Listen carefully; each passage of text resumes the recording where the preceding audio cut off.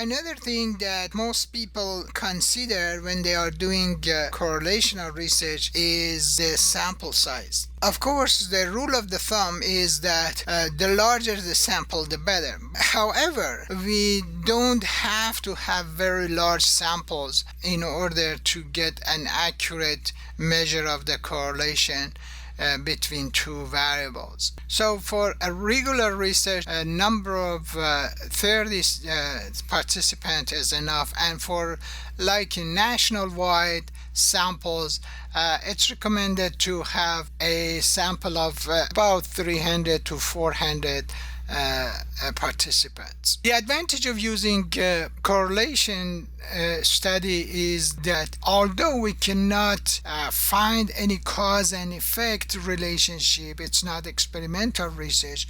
However, when you find a correlation between two variables, you get the idea for further investigation.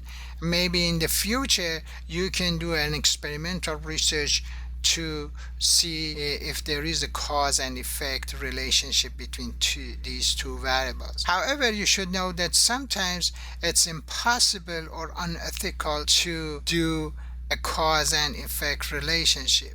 For example, if you want to see if there is a cause and effect relationship between depression and insomnia, you cannot make people depressed in order to see if it's going to change their level of insomnia. And finally, you got to know that correlational studies tend to have high external validity, which means if somebody repeats your study, probably they come with the same number in terms of the magnitude of the correlation coefficient. The obvious weakness of correlational research is the low internal validity, and again it's because correlation does not show causation or the cause and effect relationship, and there's always possibility of a third variable problem, which means that when you're considering a correlation between two variables,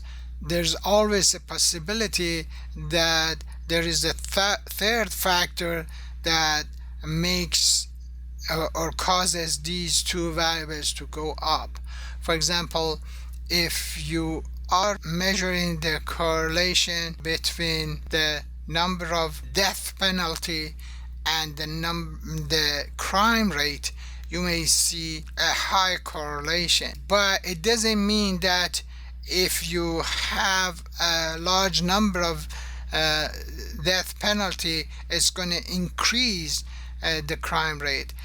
They're both actually under the influence of the third variable, which is the population. So in a large country, you have more death penalties, and of course you have more crime, and it doesn't mean they have a mutual effectiveness on each other. And finally, there are situations that you have more than two variables.